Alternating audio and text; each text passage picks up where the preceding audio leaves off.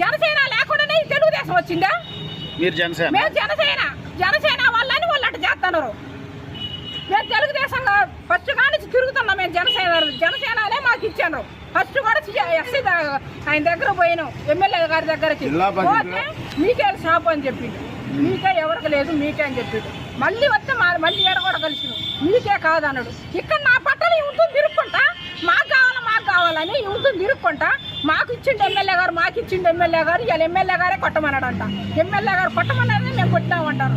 మరి ఆ ఎమ్మెల్యే మనుషులు మరి ఏం కాదు, మరి సాగుతాడు అంటున్నా. మనుషులు 33,000 రెంట్ గవర్నమెంట్కి కట్టేది.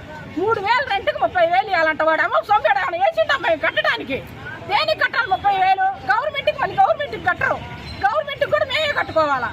వాళ్ళు వచ్చి మేము సీల్ చేస్తామంటారు. వచ్చినప్పుడల్లా మేము కట్టాలా? ఎందాక డబ్బులు ఇస్తారు వాళ్ళకి?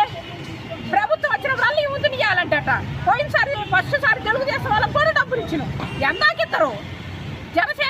నేను జనసేన వాళ్ళని లెక్క లేక ఈ ఉంటుంది చేస్తారు. వాళ్ళు జనసేన వాళ్ళందరూ ముక్తులు కాక వాళ్ళ మూకులు లేకబట్టి వీళ్ళట చేస్తున్నారు.